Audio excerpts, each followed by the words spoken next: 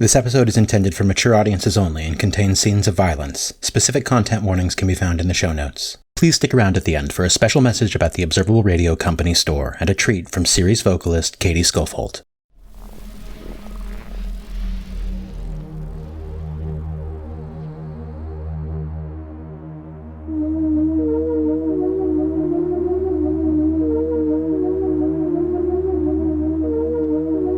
You are now listening to Observable Radio.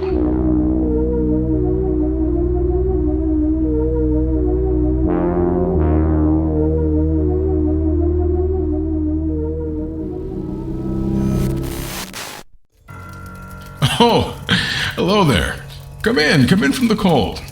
Yes, take a seat by this cozy fire and settle in. You're just in time for a very observable Christmas. 'Twas the week after Christmas, in the radio tower, two figures stayed up till an ungodly hour, trading banter and stories in a never-ending chatter, sipping cider and eggnog, said the observer and trapper. Two very old friends in their annual tradition of fireside tales. Why don't we listen? Okay, whose turn is it to start this year? Dude, you never remember. Just go. Okay, I got one that our folks used to tell us. But... What? I don't know. Do you think you can handle it? Lay it on me, dork. Don't say I didn't warn you. K and N. The horns came first. Aching spots of pain on his forehead hardened into lumps, then the skin blackened and cracked, giving way to shiny, scaled protrusions. At first they were rounded like the ends of clubs, but as the weeks passed, they extended into sharp points. Mateusz felt them often, running his hands in horrified fascination along their slick black surface, laying the pads of his fingers cautiously one at a time at the tips of the points, pushing gently until they almost punctured the surface, and then pulling away with a hiss. That was next to come, the hiss. He noticed it shortly after the horns had reached their sharpened, curved, final shape. A cleft appeared in the tip of his tongue, which lengthened each day, severing the flesh until the organ had split into two even sections, which curled and twisted in his mouth and along his lips whenever he tried to speak. Mateusz hadn't asked for this. He'd been desperate when he pleaded with the old man Nicholas for help. The smiling, bearded gentleman had seemed kindly, tender-hearted. The children of the village flocked to him, the elders adored him. Mateusz had approached Nicholas with hope in his weary heart, asking only for food and a warm bed in exchange for work. Nicholas accepted his offer without hesitation. They dined on stew and ale that night. Then Mateusz awoke, dizzy and sick, on a harsh straw mattress, a heavy metal chain with thick links connecting his neck to his wrists. He screamed to Nicholas, whose broad frame darkened the shadow of his doorway. "Why?" Mateusz sobbed. "You will teach the children what I cannot," Nicholas replied. "You will teach them to fear the darkness." Ooh, what? Yep. Damn. Your folks are fucked up. I mean, obviously. Yeah.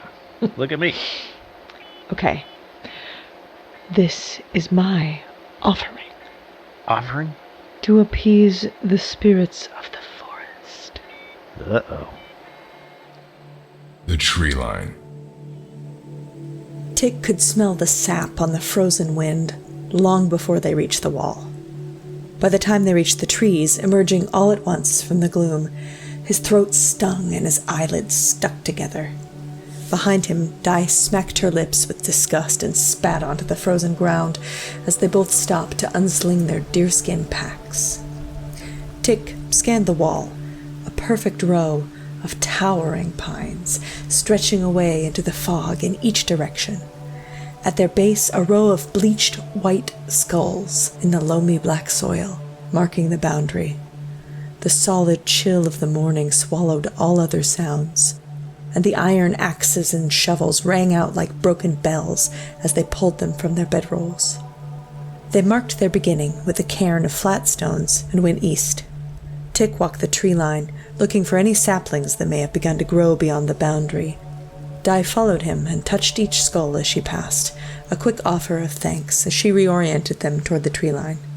She replaced a shattered skull for a whole one that hung from the loop on her belt, unthreading cord from orbits with practiced speed. After the sun had turned, they stopped to eat venison sausage and goat milk cheese, facing away from the skulls and trees of the wall. They stared down into the vale where home and herd must still be, choked with winter fog. "You were right, it seems. No sign of them," Di began, but Tick was already waving her off. He didn't want to talk about the missing folk this close to the trees. "It happens," Tick grumbled and tossed Di a crust of bread. "Hasn't for a few years, but it happens. They did something foolish or strayed too far in. Nothing to be done. Hush."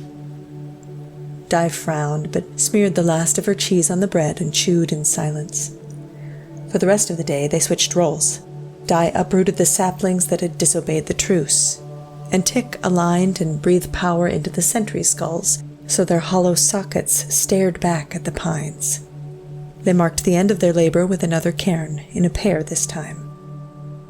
The twilight came sooner than either of them expected, even on the solstice, and it took them a long time to return to their starting point. The moon shone down heavy and leaden through the fog, and they almost passed their cairn. Di spotted it at her feet, and as she bent to see why it had been knocked over, Tick first saw the tree. It hadn't been there before. They would have seen it. He tried to call out to Di, but all that came out of his throat was a sticky series of clicks. He hadn't been breathing, still couldn't draw breath, and his head swam. It was taller than the trees of the wall and stood far beyond the border in defiance of the boundary of skulls. It glittered in the moonlight as something heavy swayed from its branches. Tied to each bough with familiar-looking reed cords were glimmering iron axe heads and shovel blades, some coated with a patina of age, some shun with recent use, some smeared in frozen and dried blood. Behind Tick, Di hissed a curse and a prayer all at once as she saw the great tree. She pointed up where the full moon silhouetted a shape at the top of the tree. A starburst worked in delicate and flowing white curves, glittering in the moonlight on one edge like pebbles in a stream. Jawbones woven together. Dozens of them. "We've got to go, Tick," Di hissed. He tried to find the will to move, but the tree held him there. From somewhere beyond the wall, the wind wailed, and Tick's heart filled with ice. The treaty was no more.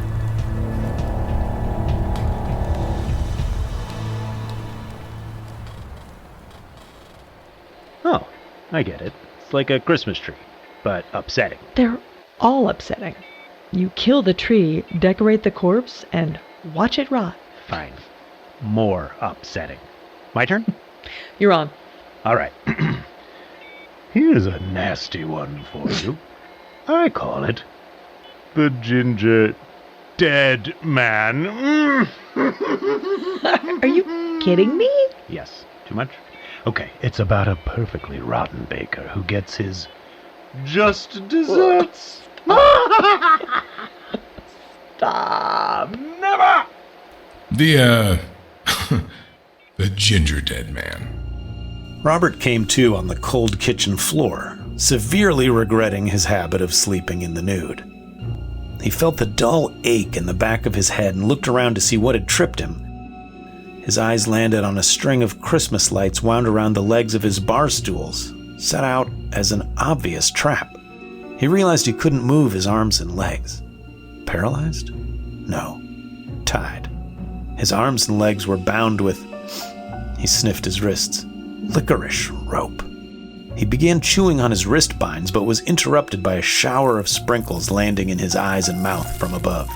He lowered his arms, spat out what he could, and slowly lifted his eyes to the kitchen island. The gingerbread man he made earlier was peering down at him from the surface, a wicked grin on its face. Robert scanned his mind for any recollection of substances he might have taken that night, but this was a tolerance break month. He was stone cold sober. The gingerbread man brought Robert's attention back to the present moment as it jumped down from the island and used Robert's stomach to break its fall. Robert reeled as the air left him all at once and began screaming at the cinnamon-smelling gremlin as it toddled towards his feet. It carried a bunch of candy canes, all of which had been sharpened into points at the end. Giggling, it carefully positioned Robert's left foot so his toes were sticking straight up toward the sky.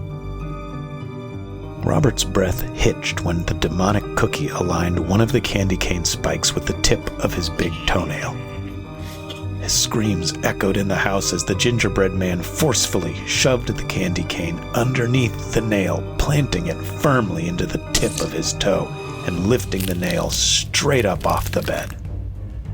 Robert screamed and sweated and cursed as the fiendish dessert made quick work of the toes on all of his feet, slamming candy canes into every digit. His feet throbbed in pain. The gingerbread man momentarily dipped out of view. Panic settled in as he realized that the lack of tactile connection meant he had lost track of the imp. His heart rate skyrocketed as he felt a new sensation, sharp pain on the side of his thigh. The little fucker was now using the candy canes like ice climbing axes, stabbing its way up the side of Robert's leg. The gingerbread man stumbled across Robert's flesh. He hovered one of the candy canes pointy side down directly over Robert's crotch. Robert whimpered and shook his head no, the plea for mercy clear in his desperate eyes. The unholy wafer let out another haunting giggle as it shuffled past Robert's penis and moved up his torso. It paused over his belly button and began making a disturbing horking sound. Robert thought of one of his ex-girlfriend's cats as he watched the malevolent pastry eventually vomit a dollop of creamy white icing into and around Robert's belly button. The gingerbread man produced a large gumdrop and placed it on the dollop, humming with approval at its handiwork. It continued, depositing gumdrop buttons all the way up Robert's torso until it arrived at his face. Robert's voice had gone hoarse after screaming obscenities at the confectionery nightmare all night, but he could not choke out any words with the gingerbread man now climbing onto his face. His breathing quickened. It looked into his eyes and gave one more menacing giggle before prying his jaws open, using the candy canes as makeshift retractors, orienting itself above his nose and mouth. Again, it began retching, depositing the thick cement-like icing into Robert's nose and mouth. Robert couldn't decide if it was better to try to hold his breath or spit out as much of the icing as possible. Either way, his efforts were wasted as the rapidly drying icing filled his orifices. He found his jaw fused in place, unable to fight against the icing at all. Robert's lungs burned as he tried gasping for air, only to be met with nothing. He could feel his face redden with rushing blood, and a distant ache began building in his chest. The seconds stretched into eons, and Robert's consciousness began to cloud. He searched his mind for anything that could make this make sense. Then, the memory of his breakup with the flavor of the week floated through his mind. He had laughed in her face when she said she was cursing him to never be able to bake anything good ever again. The last thing he saw before complete darkness was the gingerbread man climbing on top of the stove and preheating the oven. Merry Christmas. That's sick, man. You didn't like it? Literally, what the hell is wrong with you? As previously established. Okay, I've got one more. Let's hear it. It's a quiet one. Home for Christmas.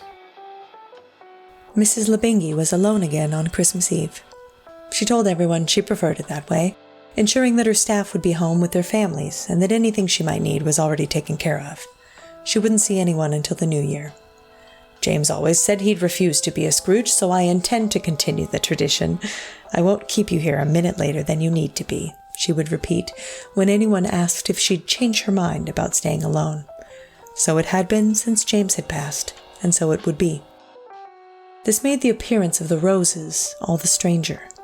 Mrs. Lebingi opened the door to have her morning stroll, but was stopped dead in her tracks by the bouquet waiting for her on the doorstep.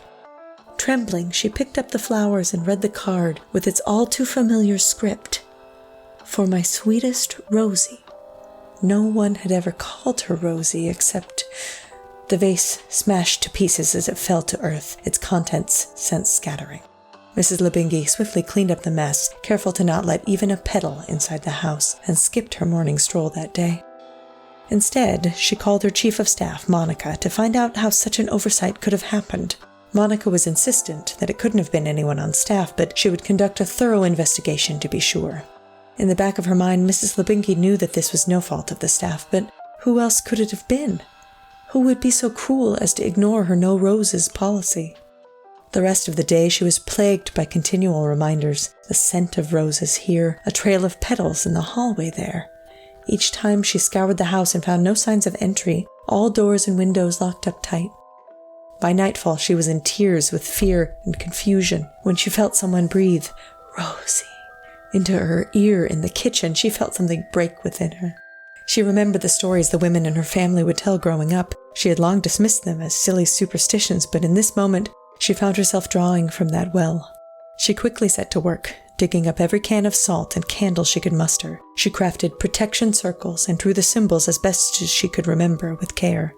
She moved through half-remembered prayers and ended her ritual by making it clear that whatever entity was imitating her dear James was not welcome and must leave immediately. She felt the energy in the house shift, and she exhaled. The next morning, Monica called to check on Mrs. Lebingi and to wish her a Merry Christmas. When Mrs. Lebingi told her about the day before, Monica wondered, but what if it was Mr. Lebingi himself? Mrs. Lebingi excused herself from the phone call, telling Monica to give her space until the new year. She turned off her phone and ventured to the attic to search for her mother's journals. She found no clear answers for what she needed, but decided to try a homemade spirit board anyway. She opened herself and pleaded with the forces of the universe to bring her James back to her at any cost. She spent hours bent over the board, but the planchette never moved. She felt no difference in the air. All she felt was a crushing wave of loneliness. Tearfully, she pulled herself up and to bed. She drifted off to sleep, clutching her favorite picture of them together to her chest and weeping. As she sank into the darkness, she thought she smelled roses. On January 2nd, Monica went to work and was the first to find Mrs. Lebingi, deceased, her bed covered with roses, looking as though she had just fallen asleep.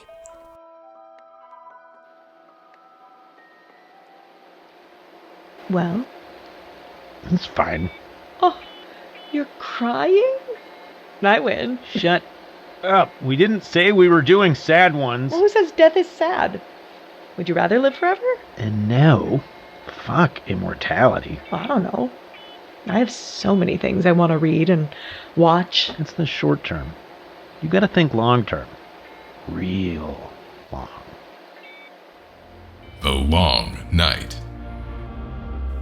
When the world's end came, he celebrated, drowning in years of squirreled-away liquor. But the end never came for him. Alone and sober, the long night arrived and he felt the pull. Each year he went through the empty motions, hollow with despair. In the first decades, the sad pantomime changed little. He entered silent homes and left bright colored packages, now heaped on top of the moldering remains of the last year's gifts. There were no longer treats or milk left out, but he'd never enjoyed them anyway. First, The chimneys collapsed, and he had to suffer the indignity of doors. Then the houses themselves gave way. He laid gifts on piles of wreckage, and every year plants reclaimed more and more. By the time the pole stars shifted, he could only leave his offerings out on the plains. Scattered cairns of unopened gifts, the last sign of the world of man. The reindeer died eventually, but their bones flew on, until those too passed into dust. The leather and wood of the sleigh rotted away, then his ragged red clothes. He'd never really needed any of it. He wondered, when the sun grew fat and red, to reach out and embrace the world, would he still be here, leaving clouds of festive ash floating in the corona of a dying star? When it went cold and dark, would he be free? He slept the rest of the year to hasten the passage of time. Jesus. Yeah, right? I mean, I still got a lot of stuff on my to-read pile. Hopeless. Hey, look, sun's coming up. So it is. Merry Christmas, Trapper. Happy New Year, dipshit. Oh shit, you're right. Happy New Year, Trapper. Now, wasn't that fun? And from all of us at Observable Radio, who fill your dreams with such fright, Happy New Year to all, and to all, a good night. Warmest wishes for the new year. And stay tuned.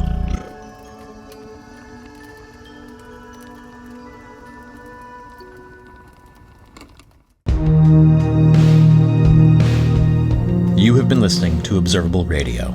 Tonight's episode of Very Observable Christmas was performed by the Ensemble, featuring Phil Van Hest, Jason Smith, Katie Skovholt, and Purpurina. Written by Purpurina, Cameron Suey, and Wendy Hector.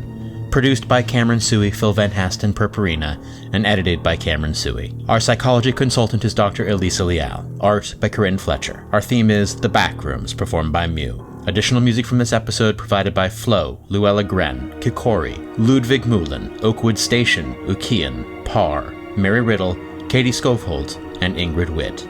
Additional sound design by Purpurina. Observable Radio is listener supported. Thanks to all of our patrons and listeners, including Kathleen, John, Tid, Russ, Rick, Callison, Brianna, and Zach. Patrons fund the production costs of this show, as well as get access to behind-the-scenes information, extra production material, a discount at the Observable Radio store, and an ad-free early release feed of this show, all at patreon.com/observableradio. With the help of our patrons, we've just launched the Observable Radio Company store at observableradio.com/store. There you'll find new stickers, enamel pins, and our very first t-shirt, all newly on sale and shipping anywhere in the world. We'd be very grateful if you stopped by to take a peek. And now, we'll end the credits early for a New Year's treat from Katie Skovholt. Thank you for listening, and stay tuned.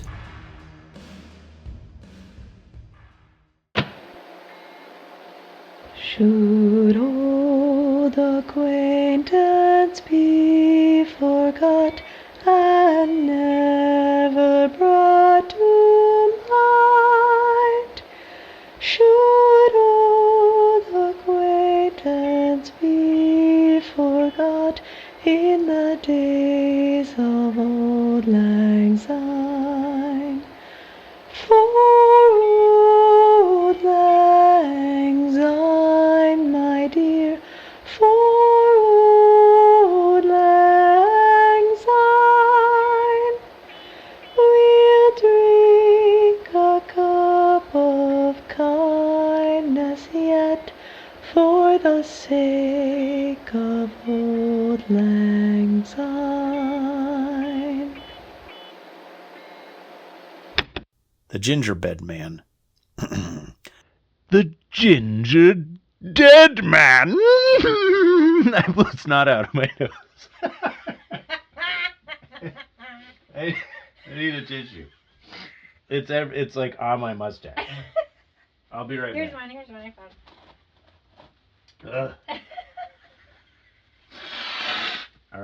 still rolling.